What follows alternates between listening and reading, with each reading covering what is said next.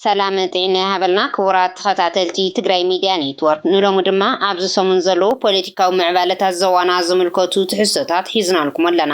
ኣብ ቀረባ ኣብ ትግራይ ዝተፈጠረ ጎንፂ ኣመልኪቱ መግለጽታት ዝወሃቡ ዘለዉ ኮይኖም ኣብ ሓራ መሬት ኣለና ካብ ዝብሉ ድማ ግብረ መልሲ ተዋሂቦሎም። ኣብ ከተማ ሰቲት ሑመራ እውን መሓውር ብልጽግና ኣብ ጉዳይ ምምላስ ተመዛበልቲ ተጋሩ ዘለውን ቅዋም መኺሮም ኣለዉ። ኢትዮጵያ ናብ ኣሜሪካ ዝለኣኸቶ ደብዳቤ ከምኡ እውን ብዛዕባ ጠቅላይ ሚኒስትር ኣብይ ኣሕመድ ብውልቆኦም ንገለ ፖለቲከኛታት ዝህቦ ዝነበሩ ሓሳባት ናይ ኣይተ ልደቱ እውን ሒዝናልኩም ኣለና። ክትከታተሉና ብክብሪ ንዕድም።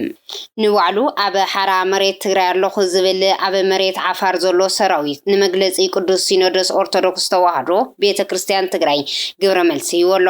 እቲ ካብ ክፍለ ሓበሬታ ሓራ መሬት ትግራይ ብዝብል ግብረ መልሲ ነቲ ብቅዱስ ሲኖዶስ ኦርቶዶክስ ተዋህዶ ቤተ ክርስቲያን ትግራይ ዝወፀ መግለጺ ከመ ግብረ መልሲ ድሒሩ ዝወፀ መግለጺ እዩ።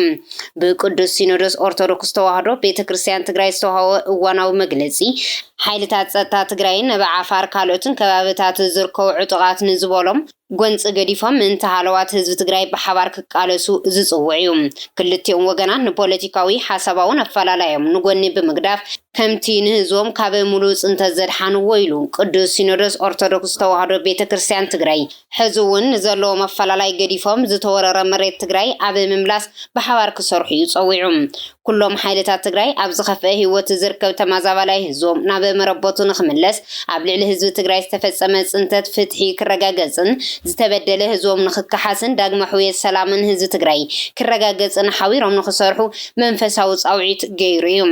ነዚ ግብረ መልሲ ዝሃበ ካብ ክፍሊ ሓበሬታ ሓራ መሬት ትግራይ ብዝብል ዝወፀ መግለጺ ድማ ብደፈና ኣብ ውጽኢት እምበር ኣብ መበገሲ እቲ ጎንፂ ጸጺኹም ክትግስጹ ኣይከኣልኩምን ዝብል መልእኽቲ ዘለዎ። ነቲ መግለጺ ናዳ ዝሃበ እቲ ግብረ መልሲ ይኹን እምበር እቲ ሕዚ ኣጋጢሙና ዘሎ ሓደጋ መንቀሊኡ ዝኾነ ናይ ጥሪ 15 2017 ዓመተ ምህረት ኮርን ካብ ኮርን ላዕለን ብዝበሃሉ ዘይሕጋውያን ወዳበ ዘመሓላልፍዎ ንህዝብና ኣብ ሓደጋ ዘውደቐ መዘናዕልዎ ሰራዊትና ናብ ክልተ ዝበተነን ጅግንነቱ ናብ ሓሙኽሽቲ ዝለወጠን ውሳነ ከይኮነንካ ምሕላፍ ሚዛናውነቱ ኣብ ሕቶ ዘውድቕ ኮይኑ ረኺብና የለና ይብል። ነዚ ስዒቡ ዝወፀ መንፈሳዊ ጻውዒት ዘላቕ መፍትሒ ክኸውን ዝወልናዮ ከም ግብረ መልሲ ኣቐሚጥና ኣብ 4 ነጥብታት ህጹጽ ምላሽ ክወሃበና ንሓትት ብምባል ንሕቶ ዘቕረብዎም 4 ነጥብታት ድማ ናይ መንግስቲ መሓወር እሞ ድማ ናይ ሰራዊት መራሒ ኮይንካ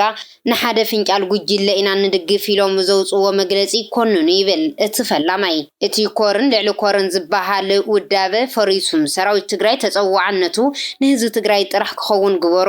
እቲ ጉባኤ ኣካይደ ዝበለ ነበር ፍንጫል ጉጅለ ሕወሓት መሓውራቱ ካብ ጊዜያዊ ምምሕዳር ትግራይ ከልዕል ብዛዕባ ሃለዋቱ ምስ ቦርድ መረፃ ኢትዮጵያ ምስ ኣባላቱ ክውድእን ብተወሳኺ ድማ ከም ኩለን ፓርቲታት ትግራይ ከም ሃገሩ ክኸውን ሓለፋ ከም ዘይኮነ ኣሚኑ ክቕበልን ግበሩ። ኣብ መወዳእታ ዝበልዎ ድማ መኸተ ክግምገምን ተሓታትነት ክህሉን ግድን ምዃኑ ተኣሚኑሉ ናብ ስራሕ ንኽእቶ ግበሩ ዝብል እዩ። ነቲ ሕዚ ዘለናዮ ጸገማት መንቀሊታትን እዘን ዝጠቐስናየን 4 ጉዳያት እንተደኣ ቅልጡፍ መልሲ ረኺበን ንፖለቲካውን ሓሳባውን ኣፈላላይና ብሓይሊ ንምፍታሕ ዝኸድናዮ ርሕቀት ንጎኒ ብምግዳፍ ከምቲ ንህዝብና ካብ ሙሉእ ጽንተት ዘድሓንዎ ኢሉ ቅዱስ ሲኖዶስ ኦርቶዶክስ ተዋህዶ ቤተ ክርስቲያን ትግራይ ሕዚ እውን ንዘሎም ኣፈላላይ ገዲፎም ብሓባር ክሰርሑ ኢሉ ዝገለጾ ንሕና እውን ነቲ ጻውዒት ተቐቢልና ንሰላም ቁርባት ምዃንና ኣፈላላይና ኣብ ጠረጴዛ ዙርያ ንኽፍታሕ ድልየትና ምዃንን ክንገልጽ ጽንፈቱ ይለሎ ብክፍለ ሓበሬታ ሓራ መሬት ትግራይ ዝብል ዝወፀ መግለጺ። ጉባኤ ትካላት ሃይማኖት ድማ ብተመሳሳሊ ነቲ ኣብ ሰሙን ተፈጢሩ ዝነበረ ኩነታት ብመግለጺ ኮኒንዎ እዩ። ትግራዋይ ብትግራዋይ ዝበሃል ናይ ሞት ፕሮጀክት ምጅማር ንመላእ ትግራዋይን ፈታዊ ትግራይን ዝሕዝን ተግባር ኮይኑሎ ይብል መግለጺ ጉባኤ ትካላት ሃይማኖት ትግራይ። ህዝቢ ትግራይ ምእንተ ሰላም፣ ፍቕሪ፣ ፍትሕን ሓድነትን ሓቢሩ ክሰርሕ ጉባኤ ትካላት ሃይማኖት ትግራይ ጸዊዐሎም። ዘይኽፈል ከፊሉ ዝተምሃራ ሓይሊ ሰብ ዝወነነት ሃገር ክትህሉ ዝለዓለ ግደ ዘበርከተ ህዝብና ሃለዋ ካሕስኡ ሞት፣ ሓዘን፣ ኣካል ምጉዳል፣ ስደት፣ ስቃይን መከራን ኮይኑ ከቢድ ናይ ጸልማት ህይወት እናሕለፈ ይርከብ ኢሉ። ብፍላይ ድማ ኣብ መራሕቲ ዝተፈጠረ ናይ ሓድነት ጸገም ተራዳዲኻ ዘይምስራሕን ህዝቢ ኣደዳ ሞትን ስደትን ኮይኑ ድምፂ ተመዛበልቲ ስደተኛታትን ህፃናትን ሰማዕ ስኢኑ ተመዛበልቲ ተጋሩ ዝጠውለገ ህይወት እናመርሑ ኣብ ዘለውሉ ግዜ ትግራይ ሓዘና ዘይረስዕት ንባዓታ ዘይሓበሰት ቁስላ ዘይሓወየት አዶ ዘላትሉ ዓዲ ኮይና እንዳሃለወት ቁስሊ ጉዳኣት ኩናት ገና ኣብ ዘይሓወየሉ ትግራዋይ ብትግራዋይ ዝበሃል ናይ ሞት ፕሮጀክት ምጅማሩ ንመላእ ትግራዋይን ፈታዊ ትግራይን ዝሕዝን ተግባር ኮይኑ ይርከብ ኢሉሎ እቲ ጉባኤ እዚ ድማ ነቲ ንባዕሉ ኮይኑ ንኻሊእ ህዝቢ ዝተርፍ ታሪኽ ዘለዎ ህዝቢ ትግራይ ፈጺሙ ዘይምጥንን ትግራዋይ ንዘለዓለም ክሳዱ ደፊኡ ክኸይድን ዝገብር ጸሊም ታሪኽ ስለ ዝኾነ ነንባዕልና ክንነኻኸስ ከለና ፀረ ህልውናና ንኸይድ ከም ዘለና ፈሊጥና ኣፈላላይና ኣጽቢብና ዝኸበደና ተጻዊርና ጉዳይ ውሽጣዊ ጸገማትና ብዘተን ልዝብን ጥራሕ ክንፈትሕ ኣብ ደገን ኣብ ውሽጥን እትርከቡ ኩልኹም ተጋሩ ንሰላምን ዘተን ቁርባት ክትኮኑ ልብኹም ክተስፍሑን ጉባኤ ትካላት ሃይማኖት ትግራይ ብሽም ፈጣሪ ምሕፀን ኢሉ ጉባኤ ትካላት ሃይማኖት ትግራይ ኣብ ዘውፅኦ መግለጺ ውዕሊ ፕሪቶሪያን ክፍጸም ተማዛበልቲ ናብ መረበቶም ክምለሱን ኩላትና ኣብ ጎኒ እቲ ድምፂ ዝሰኣነ ውፅዕ ተማዛበሊ ህዝብና ጠጠው ክንብል ይግባእ ድማ ኢሉ ጉባኤ ትካላት ሃይማኖት ትግራይ ምእንተ ሰላም ፍቕሪ ፍትሕን ሓድነትን ምስ ኩሉ ህዝቢ ኮይኑ ከም ዝሰርሕ እውን ገሊጹ እዩ ኣይተረዳይ ሓለፎም ድማ መዋጽኦ ትግራይ ዝበልዎ ሓሳብ ሂቦም ኣለዉ ማእኸላይ ኮሚቴ ህወሓት ነበር ናይ ሕዚ ናይ ሓድሽ ውድብ ስምረት ወሃዊ ቃል ኣይተረዳይ ሓለፎም መዋጽኦ ትግራይ ብዝብል ርእሲ ኣብ ማሕበራዊ ሚድያ ዝዘርግሕዎ ሓበሬታ ህዝቢ ትግራይ ሕዙውን ኣብ ከቢድ ዓፀዎ እዩ ዘሎ ኣብ ከቢድን ዝተሓላለኸን ሕማቅ ኩነታት ምህላው ከይኣክል ድማ መጻኢኡ እውን ክግመት ዘይኽእል ይኸውን ኣሎ ኢሎም ኣብ ከምዚ ዝበለ ኩነታት ዝተሓለ ህዝቢ ብዝሰኸነ መገዲ መዋጽኡ ከጻጽሕ ይግባእ ኢሎም እዚ እውን ምእንተ ዝኾነ ኣካል ዘይኮነስ ምእንተ ዘላቒ ህልውና ህዝቢ ትግራይ ተዋሂሉ ብዝለዓለ ሓላፍነት ክውሰድ ዘለዎ ተበግሶ እዩ ዝበሉ ኣይተረዳእ ሓለፎም ከም ህዝቢ ኢሎም ኣብዘን ዝስዕባ ኣጀንዳታት ተረባሪቡ ዘላቒ ፍታሕ ከምፅእ እንተዘይክኢሉ ግን መጻኢ ጉዕዝኡ ዘይግመት ክኸውን ይኽእል እዩ ክብሉ እዮም ጽሒፎም ዘለዉ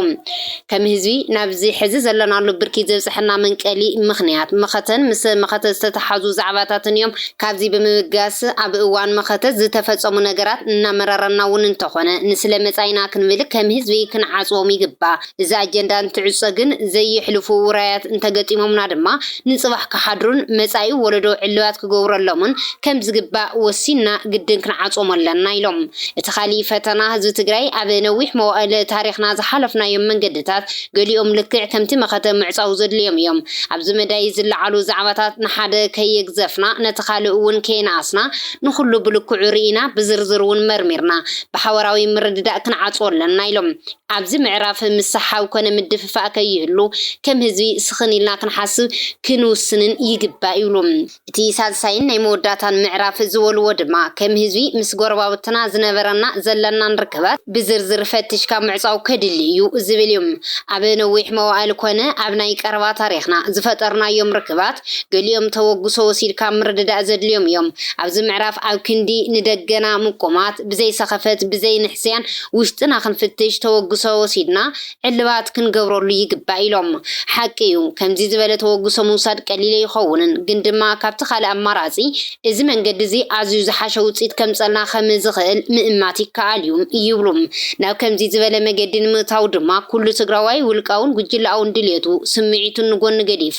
ብዝለዓለ ናይ ሓላፍነት መንፈስ ኣብዘን ምዕራፋት እዚአን ክዓስል ይግባእ ኢሎም ብፍላይ ድማ መናእሰይ ምሁራት ሰብ ሃፍቲ ውድባት ፖለቲካ ሚድያታት መራሕቲ ሃይማኖት ዓበይቲ ዓዲ ዲያስፖራ ትግራይን ልዕሊ ዝኾነ እዋን መዋጽኦ ትግራይ ኣብ ምጥጣሕ ብሙሉእ ልቢ ክረባረቡ ይግባእ ኢሎም ናብ ካልእ ርእሲ ትሕዝቶና ክነስግረኩም ኣብ ከተማ ሰቲት ሑመራ እቲ ብማሕበር ብልጽግና ዝቐነየ ዘተ መቐጸልታ ከም ዝተኻየደሉ ተገሊጸሎም ኣብ ጸገዴ ኣብዚ ሰሙን ኣብ ጉዳይቲ ኣብ ኢዶም ዘለዎ ግዝኣትን መራሕቲ ትግራይን ኣመልኪቶም ክዝትዩ ምቕናዮም ዝዝከር እዩ ናይዚ መቐጸልታ ድማ ኣብ ሰቲት ተካይዶም ኣለዉ መማየጢ ዛዕባ እቲ መድረኽ ዝተባሃለ እውን ውፅኢታት ለውጢ ኣብ ቅድሚት ዘለዎ ፈተናታትን መዋጽእን ብዝብል ብሄራዊ ክልላዊ መንግስቲ ኣምሓራ ዘዳለወ ሰነ ይብሉ ፍልፍላትና ኣብቲ መድረኽ ብመሰረቱ ተማዛበልቲ እናበልና ንምንታይ ንጽውዕ ዝብል ሓሳብ ከም ዝቐረበ ተገሊጹ እዩ ካብዚ ቦታ ዝተማዛበለ የለን ኣብቲ ቦታ ኢና ዘለና ቦታኦም እንተዝኸውን ነይሩ ንምንታይ ገዲፎም ኸይዶም ሕዚ እውን ዝመፁ እንተኾይኖም ሕጋዊ ዝኾነ ናይ መንነት ወሰንን ሕቶና እንትምለስን ቅድመ ኩነት እንትማላእን ክኸውን ኣለዎ ዝብል ሓሳብ ከም ዝተልዓለ እዮም ዝሕብሩ ድሕሪ ደጊም ንቅድሚት እምበርን ድሕሪ ዝመልሰና ሓይል የለን ዝበሉ ሓሳባት ከም ዝነበሩ እውን ተገሊጸሎም ኣማኻሪ ናይ ርእሰ መምሕዳር ክልል ኣምሓራ ዝኾኑ ኣይተ ጥላሁን ኣብቲ መድረኽ ይወሞ ዝተባሃለ ሓሳብ ድሕሪ ለውጢ ዓበይቲ ስራሕቲ ተዓሚሞም እዮም ዝብል እዩ ክባራታቱ ኣለዎም ተጠናኺሮም ክቕፅሉ ኣለዎም ውዳበታትና ብምጥንኻር ብቑዕ ምድላው ጌርና ስለ ዝኾነ ቃልስና ክነጠንክረለና ብጉልበት ንዝመፀ ሓይሊ ብዝመፆ ክነስተኣናግዶ ኢና ናይ ፀጥታ መዋቕርና ብፍሉይ ብሎጂስቲክ ብምድጋፍን እኹል ዝኾነ ቅድመ ምድላው ክግበር ብዋናነት ድማ ናይ መንነት ወሰን ሕቶ መሊኡ መልሲ ክሳብ ዝረክብ ፀጥታት ክግበር ኣለዎ ከመይ ዝበሉ ተገሊፁ ዘሎ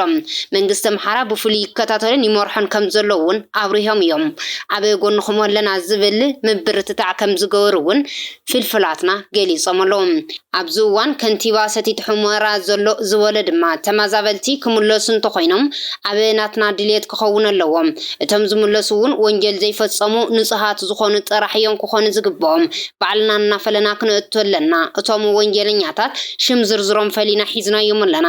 ኣይነእትዎምን ፌደራል ዝሕግዘና ኣይመስልን ኣብ ባዕልና እያ ወዲቓ ዘላ ባዕልና ንመክት መማረፂ የለን ዝብል ፍከራታት ኣስሚዑ ተባሂሎም መንግስቲ ኣምሓራ እውን ብፍሉይ ምስ ፌደራል ብልጽግና ብምትእስሳር ዓቕሙ ዝፈቐዶ ኩሉ ይገብራሉ እዩ ዝብል ሓሳብ እውን ከምዚ ተልዓለ እዩ ተገሊጹ ዘሎ ዶክተር ኣብይ ኣሕመድ ኣብዚ ሰሙን ንፓርላማ ኣብ ዝሃብዎ መደረ ተመዛበልቲ ተጋሩ መሊስና ኢና ወልቃይቲ ተርፈና ክንምልስ ኢና ምባሎም ዝዝከር እዩ እንተኾነ ዶክተር ኣብይ ኣሕመድ ተመዛበልቲ ተጋሩ ናብ መረበቶም ክንምልስ ዝብል ናይ ፈለማ መፅውዖም ኣይኮነን እቲ ንመራሕቲ ትግራይ ተሓተቲ ምግባሮም ጥራሕ እንተይኮነስ ናብ ባህር ዳር ከይዶም ኣብ ዝነበሩሉ እዋን ጉዳይ ተመዛበልቲ ተጋሩ ንማለቱ ደኣ ንልዕል እምበር ኣስጢንኩም ሓዙ ከም ኣተሓሕዛኹም እዩ ዝዓይነቱ መልሲ ኣሕሊፎም ከመይ ዝመፁ ክግለጽ ጸኒሑ እዩ ናብቲ ካልእ ሓበሬታና ክንሰግር ሚኒስትሪ ጉዳያት ወጻኢ ኢትዮጵያ ዶክተር ጌዲዮን ናብ መዘነኦም ማርኮ ሩቢዮ ደብዳቤ ልኢኾም ሚኒስትር ጉዳያት ወጻኢ ኢትዮጵያ ዶክተር ጌዲዮን ጢሞቴዎስ ናብ መዘነኦም ሚኒስትር ጉዳያት ወጻኢ ኣሜሪካ ማርኮ ሩቢዮ ሓደ ክፋል ህወሓትን ኤርትራን ኣብዚ ክረምቲ ኢትዮጵያ ንምጥቃዕ ምድላዋት ይገብሩ ኣለዉ ዝብል ክሲ ከም ዘቕረቡ ምንጭታት እናሓበሩ እዮም ከመገላልፃ እቶም ፍልፍላት ሚኒስትር ዶክተር ጌዲዮን ጢሞቴዎስ ኤርትራ ካብ ቀረባ እዋናት ንድሓር ጀሚራ ሽም ኢትዮጵያ ኣብ ምጥፋእ ተጸሚዳ ትርከባላ ዝበሉ እንትኾን ናይ ኢትዮጵያ ሉዓላውነት ግዛታዊ ሓድነትን እናጠሓሰታላ ክብሉውን ከመይ ዘካተቱ ተገሊጹ ዘሎ ኤርትራ ካብ ዝሓዘቶም መሬታት ኢትዮጵያ ለቂቓ ንኽትወፅእ ብተደጋጋሚ ልዝባት ዝተኻየደ ዋላ እኳ እንተኾነ ዛጊድ ግን ዕውት ከም ዘይኮነ ዶክተር ጌዲዮን ጢሞቴዎስ ናብ ማርኮ ሩቢዮ ኣብ ዝፅሓፎ ደብዳቤ ተኻቲቱ ተባሂሎም ኣብዚ ሰዓት ኤርትራ ምስ ሓደ ናይ ህወሓት ተገንጻሊ ጉጅለ ናይ ሓባር ጥምረት ብምፍጣር ኣብዚ ክረምቲ መጥቃዕትን ምፍናው ምድላዋት እናገበሩ ከም ዝርከውን ኣብቲ ጌዲዮን ጢሞቴዎስ ናብ ማርኮ ሩቢዮ ዝለኣኽዎ ደብዳቤ ከምዚ ተመላኸተ እዩ ዝሕበር ዘሎ ዶክተር ጌዲዮን ጢሞቴዎስ ፕሬዚደንት ኤርትራ ኢሳያስ ኣፈወርቂ ኣብ 24 ጉንበት 2025 ዓመተ ፈረንጂ ኣብ ዘስምዕዎ መደረ ብግልፂ ኣብ ውሽጣዊ ጉዳያት ኢትዮጵያ ጣልቃ ይኣትዉ ምህላዎም ኣረጋጊፆም እዮም ክብሉ ከመይ ዝኸሰሱውን ተሓቢሮሎም በዚ መሰረት ድማ ሚኒስትር ወጻኢ ጉዳያት ኣሜሪካ ኤርትራ ናይ ኢትዮጵያ ሉዓላውነትን ግዛታዊ ሓድነትን ክተኽብርን ሰራዊታ ካብ ናይ ኢትዮጵያ ግዛታት ንኽተውፅእ ፀቕጢ ክፈጥሩ ከም ዝግባእ እውን ዶክተር ጌዲዮን ጢሞቴዎስ ንማርኮ ሩቢዮ ለዋዋ ከም ዘቕረቡ እናተገለጸ ይዝርከብ ኣብ መወዳእታ ድማ እዚ ምስ ዘይኸውን ግን ኢትዮጵያ ሉዓላውነታ ንምኽባር ክትብል ስጉምቲ ንምውሳድ ዝግዳ ሓይሊ ከም ዘየለውን ኣብቲ ደብዳቤ ከም ዝገለጹ እዩ ተፈሊጡ ዘሎ ናብቲ ዝቕፅል ትሕዝቶ ክንሰግር ኣብዚ እዋን ብርክት ዝበሉ ፖለቲከኛታት ኢትዮጵያ ቅድም ክብል ብውልቀ ዝነበሮም ጻንሒት ምስ ጠቅላይ ሚኒስተር ሕዚ ብውልቆም እናውፅኡ እዮም ዝርከቡ ካብዚኣቶም ድማ ብውሕዱ ኣይተገዱ እንዳርጋቸው ዶክተር ሚልኬሳ ምስ ዶክተር ኣብይ ኣሕመድ ዝነበሮም ናይ ሓሳብ ልውውጥ ዝምልከት ብዙሕ ዝተቐበረ ምሽጥራት ከውፅኡ እውን ተዓዚብና ናብ ክቡራት ተመልከትና እውን ከም ዘቕረብና ዝዝከር እዩ ኣይተልደቱ ኣያሌው እውን ኣብዚ ጉዳይ እንትሕተቱ ንሶም ከውፅኡ ከለዉ ብዙሕ ኣይድግፎን ነይረን ናይ ውልቀ ጉዳይ የዝኣምን ነይረ ግን ብዙሓት ሰባት ጉዳይ ሃገርዩ ንምንታይ ዘይተውፅኦና ወሉ ይቕስቅሱን ነይሮም ግን ንሱ ጥራሕ እንተይኮነ ንኽዛረብ ዝገበረኒ ካልእ ምኽንያት ኣሎ ይብሉ እቲ ምኽንያት ዝበልዎ ድማ እቶም ንውልቀና ተዛሪቡና ዝብሉ ሰባት እንተውፅዎ ብዙሕ ለውጢ እንተምፅእ ርኢየ ይብሉ ኣይተልደቱ ኣያሌው እቲ ካልእ ምኽንያት ዝበልዎ ድማ ጉዳይ ሃገር ስለ ዝኾነ ከይፈርሑ ኣንጻር እቲ ስርዓት ዝቃለሱ ፖለቲከኛታት ፀቕጢ እንትወፅሖም እንትርኢ እቲ ሓቅታት ተውፅኻ ምቅላስ ዝሓሸ ኮይኑ ተሰሚዕኒ ይብሉ እቲ ካልእ ምኽንያት ዝበልዎ ድማ እቲ ሓደ ፖለቲከኛ እንትዛረብ ካብ ተደፊኑ ዝተርፍ እቲ ካልእ እውን ዝፈልጦ እንተካፍል ዝሓሸ ተኣማንነት ስለ ዘለዎ ንቃልሲ ዘቃላጥፍ ምዃኑ ኣሚነሉ እየ ይብሉ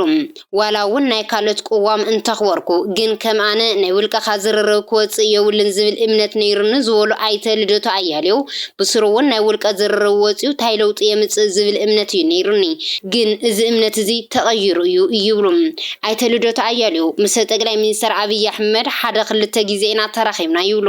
ተደዋዊልና ተጻሒፍና እውን ኢና ጠቅላይ ሚኒስትር ድሕሪ ምዃኖም 8 ሰዓት ናይ ለይቲ ተደዊሉን ነይሩ ይብሉ እሞ እቲ ስልኪ ኮለርና አይዲ እዩ ዝብል ነይሩ ከምዚ ዝብል ስልኪ ብበዝሒ ዝድወለለይ ካብ ካናዳ ዘሎ ፕሮፌሰር ዓርከ እዩ ኣነ ድማ ንጎ የርእዮም እሞ ንምንታይ ለይቲ ደውልለይ ሰዓት ድዩ ጠፊኡ ወይለ ሱቕ ኢለም ደጊሙ በቲ ኣድራሻ ንሱ 3 ሰዓት ከባቢ ተደዊልኒ እቲ ዓርከ ኢለን ተልዕለ ግን ጠቅላይ ሚኒስትር አብይ አሕመድ እዮም ነይሮም ይብሉ ደልየሲ ኢነካ ኢሎምኒ ኣረለኹ እየ ኢለዮም ናብ ዓዲ ምእታውካ ፈሊጠ ደውለልካ እንትድውል ግን ኣይተልዕልን ኢሎምኒ ለይቲ ዝደወሉ ንሶም ድዮም ኢለዮም እወ ኢሎምኒ በቲ ሰዓት ንሱ ከመይ ደዊሎምለይ ብውሽጠይ ገሪምኒ ነይሩ ኣብቲ ዋን ሓላፊ ቤት ጽሕፈት ጠቅላይ ሚኒስትር ኣምባሳደር ፍጹም ነይሩ ሽዑ ኣምባሳደር ፍጹም ክድውለልካ እሞ ቤዛኻ ኣልዕለሉ ኢሎምኒ ብድሕሪኡ 3 ግዜ ዝኸውን ተራኺብና ኢና ይብሉ ኣይተ ልደቱ ኣያሌው ሕድሕድ ርክብና ድማ ክሳብ 1 ፈረቓን ሰዓት ግዜ ጻንሒት ነይሩ ወይሎም ካብ ወፃውን ኣብ ሓደ መድረኻትን ግብዣን ይራኸው ከም ዝነበሩ እዮም ዝገልጹ ብውልቀ ዝተራኸውና የግን 3 ግዜ ይብሉ ኣይተ ልደቱ ዕላልና እውን ስፍሕ ዝበለ ነይሩ ኣብ ዕላልና ግን እቶም ጠቅላይ ሚኒስትር ሃገሮም ከም ዘይፈልጡ ተረድየ እዮም ዝብሉ እዚ ማለት ትግራይ ኣምሓራ ምፍላጥ ዘይኮነስ ሓፈሻዊ እቲ ህዝቢ ዘለዎ ኩነታት ምርዳእ ዘይደልዩን ዘይፈልጡን ነይሮም ኣነ ስለ ሕዚ እቲ ህዝቢ ዘለዎ ኩነታት እንተዕልሎም ብዙሕ ትኹረት ይህቡን ነይሮም ንሶም ዝስሕቦም ናይ ውልቀ ሰባት ጉዳይ ነይሩ ኣነ ስለ ህዝቢ እንተዕልሎም ንሶም ድማ ስለ ለማ ወይ ድማ ስለ ጀዋር ስለ ጻድቃን ወይ እውን ስለ ጌታቸው ወሰፋዮም ዘዕልሉ ነይሮም ዘገድሶም እውን ንሱ ኮይኑ ተራእዩኒ ይብሉ ምስኦም እንትወፁ እውን ኢደይ ሒዞም ኣበባ እዮም ዘጎብኒን ነይሮም እዚ ካብ ድዋይ መፂው እዚ ካብ እገለ እናበሉ ስለ ዝህነፅ ፓርክ ስለ ዝጽባቐ ቤተ መንግስቲ ኣብ መብረቕረቕቲ ዝኾኑ ጉዳያት ኣኽቢዶም እንትርዩ ኣብቲ ህዝባዊ ጉዳይ ግን ንሱ ቀሊልዩ ጸገም የለን ኢሎም እዮም ዝብሉን ነይሮም ኣብ መወዳእታ ርክብና ድሕሪ ዕላል ናይ 9 ደቂቃ እየ ተስፋ ቆሪፀ መፅየ መኪና ምግናሕ እውን ክሳብ ዝኣብየኒ ደንጊፀየ ይብሉ ኣይተ ልደቱ ኣያሌው የሚሰጡኝ አስተያየት የሚሰጡኝ መልስ አብሮ መሄድ አልነበረም እሳቸው በግለሰብ ጉዳይ እንደዚህ አብለጭላጭ በሆኑ ጉዳዮች ላይ ትኩረት ሰጥተው ነበር የሚያወሩት እና ደግሞ በጣም የገረመኝ ነገር ሁሉ ነገር ቀላል ነው ነበር የሚሉት እሱ ችግር የለውም ነው የሚሉት እንዲህ አይነቱ ነገር እኮ መፍትሄ ያስፈልገዋል ትኩረት ያስፈልገዋል ስትላቸው ኖ እሱ ችግር የለውም እሱን ለኔ ተው ነው የሚሉት እና በቃ ያው ምልህ በመጀመሪያው የ90 ደቂቃ ንግግሬ ነው ተስፋ ቆርጬ የወጣሁት ከዛ ወጥቼ መኪናዬ ውስጥ ወደ 30 ደቂቃ ነው ተቀምጬ መንዳትም አልቻልኩም ሪሊ በምን አይነት ሰው እጅ ነው የወደቅነው የሚለውን ነገር ሪሊ ማመን አልቻልኩም እና ረግሜዋለሁ ያን ዕለት ባልሄድና ባልሰማ ኖሮ እንደማንኛውም ሰው አትሊስት የተወሰነ ነገር እየተሰራ ነው ያልኩ ልጽናና ይችል ነበር ብዬ በአንድ በኩል ማለት ነው ቀኑን ረግመዋለሁ በሌላ በኩል ደግሞ እንደ አንድ የፖለቲካ ሰው ማወቅ ጥሩ ነው ደግሞ ብዬላለሁ እና በዛ ምክንያት ነው ሀገሩን አያውቁትም ሓደ እዋን ይብሉ ኣይተ ልደቱ ጠቅላይ ሚኒስትር አብይ አሕመድ ልደቱ መቸም ካባይን ላዕሊ ህዝቢ ኢትዮጵያ ትፈልጦ ኢኻ ኢሎምኒ ልዕለይ ኣብ ፖለቲካ ጸኒሕካ ኢኻ ህዝቢ ኢትዮጵያ ብዲሞክራሲ ዝግዛእ ህዝቢ ይኮነን ኢሎም ዝተዛረቡን እዋን ነይሩ ይብሉ ሽዑ ኣነ ተስፋ ዝቆረጽኩሉ ነይሩ ንሶም ብሓይሊ ክገዙ ረጊጾም ክኸዱ ከም ዝሓስቡ የተረድያ ብግልጽ ቋንቋ እዮም ነጊሮምኒ ካብ መደረኦም እውን ጠቅላይ ሚኒስትር አብይ አሕመድ ንህዝቢ ኢትዮጵያ ዘለዎ ምልከታ ብዝግባእ ክርዳእ ይገይሩኒ ኢሎም ኣይተ ልደቱ ወሲኾም ቤተ መንግስቲ ኢደይ ሒዞም ከጎብኒ ንኸለው ናተይ ሰባት መፅኦም ነይሮም ኢሎምኒ እቲ ዝተጠቐሙሉ ቋንቋ ካልእ ጉዳይ ኮይኑ እቶም ዝፀርሑለይ ኣካላት ግን ኣነ ኣብ ሚድያ ክዛረቦም ኣይደልን ይብሉ ናተይ ሰባት ማለት እንመን እዮም እንትብሎም ድማ ኦሮሞ ኢሎምኒ ቤተ መንግስቲ ጎብኒዮሞ ናይ ምኒልክ ቤተ መንግስቲ ብዝግባእ እንተጎብኒዮም ግን ስለ ምኒልክ ዝነበሮም ምልከታ ቀይሮም ይቅርታ ሓቲቶም ንኸይዶም ኢሎምኒ እዚ እንትብሉኒ ኣነ ተሓሳስቦኦም ይገሪምኒ ካብቶም ተስፋ ክቆርጥ ዝገበሩን እዮም ይብሉም አይተ ልደቱ አያሌው። የሚገርም ነው። አሁን በቃ ቤተ መንግስቱን በጥሩ ሁኔታ እያደስኩት ነው። የሚቀጥለው ጊዜ ስትመጣ አስጎበኛለሁ በደንብ አለኝና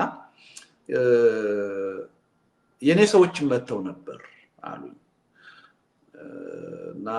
7 ሰዎች መተው የኔ ሰዎች አሉ። ግን እውነቱን ለመናገር ሰዎች አይደለም እሳቸው የተጠቀሙት አባባል ልናገረው ስለማልፈልግ ነው። የኔ ዳሽን በለው የኔ ምናምኖች መተው ነበር አሉኝ። በኋላ እነማን ናቸው አልኩኝ። ኦሮሞዎቹ አሉኝ እና አስጎበኘኋቸው እና የሚኒሊክን ቤተ መንግስት በደንብ አድርጌ ሳስጎበኛቸው ስለ ሚኒሊክ የነበራቸውን አመለካከት ቀይረው ይቅርታ ጠይቀውኝ ነው የሄዱት አሉ። ካን ኢማጂን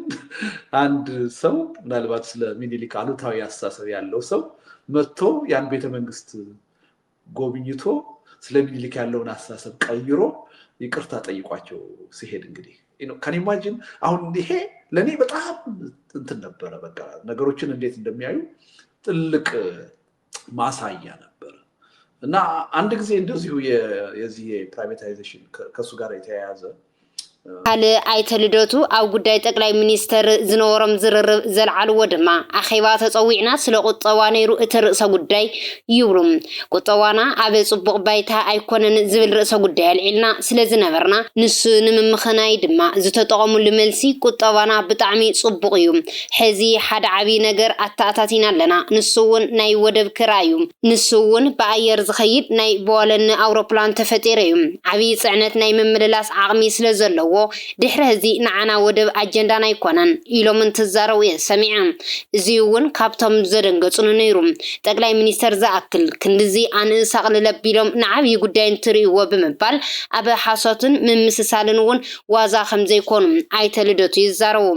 ከም ኣብነት ዝጠቐስዎ ድማ ንኣይተ ልደቱ ኣድናቂ ከየ ከም ዝበልዎምን ኣብ ኢትዮጵያ ንኣይተ ልደቱን መለስ ዜናውን ከም ዘድንቁ ዝተዛረብዎም እዮም ዝገልጹ። ኣነ ገሪሙኒ ይብሉ ኣይተ ልደቱ ምስ መለስ ብዝኾነ ነገር ክንራኸብ ንኽእል ንኸውን፣ ግን ብፍጹም ማዕረ ክንከውን ኣይንኽእልን። ብዙሕ ኣፈላላያት ኣለውና፣ ብዙሕ ዘፈላለየና ፖለቲካዊ ጉዳያት እውን ኣሎ እሞ ከምኡ እንትብሉኒ ግን ገሪምኒ። ምክንያቱ ምስ ኣይተመለስ ብዙሕ ዘፈላለየና ጉዳይ ከም ዘሎ ስለ ዝፈልጥ ይብሉ።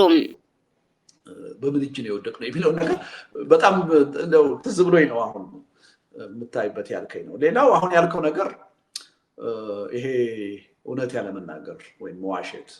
እና ደግሞ አብሮ ደግሞ መደነቅ፣ ይሄ ለአንዱ አንድ ነገር ነግሮ ለማስመሰል መሞከር፣ ይሄ በጣም በስፋት በግንኙነታችን ያየሁት ነገር ነበር። ገና መጀመሪያ ፕራይም ሚኒስተር ሳይሆኑ እዛ ካልዲስ ሲያገኙኝ እና ሲተዋወቁኝ አድናቂ ነኝ ብለው ነው የተዋወቁኝ። እና በኢትዮጵያ 2 ፖለቲከኞች አሉ ብዬ ነው የማምነው። አንደኛው አቶ መለስ ነው፣ ሁለተኛው አንተ ነህ አሉኝ። እና ሁለታችሁን ነው የማደንቀው አሉኝ። ገረመኝ። እምልህ አንዳንድ ሊያመሳስለን የሚችል ነገር ሊኖር ይችላል እኔና አቶ መለስ። በፖለቲካ ረገድ ግን እኔና አቶ መለስን በአንድ ላይ ማድነቅ አይቻልም። ምክንያቱም በብዙ የፖለቲካ ጥያቄ የተለያየ አመለካከት ነው ያለ እና ገረመኝ። ዝም ብሎ ነው ይሄ ሰው የሚያወራውን የሚያውቃል መሰለኝም ብዬ ዝም አልኩ። ምክንያቱም እኔንም አቶ መለስንም በፖለቲካ ማድረግ እኔ ተገቢ ነው የሚል እምነት የለኝም። አንዳንድ ሊያመሳስሉን የሚችሉ ነገሮች አሉ። አንዱ ይሄ ነው መጀመሪያ። ኣይተ ልደቱ አያሌው ኣብ ጉዳይ ምስ ጠቅላይ ሚኒስተር ኣብይ ኣሕመድ ዝነበሮም ዝርርብን ዘሎም ግንዛበን ዝምልከት ዝሃብዎ ሓሳብ እዚ ጥራሕ ኣይኮነን። ኣብ ቀጻሊ መቐፀልታ ናይዚ ከም እንቕርበልኩም ክንገልፀልኩም ንፈቱም። ንምክትታልኩም እንመስገን።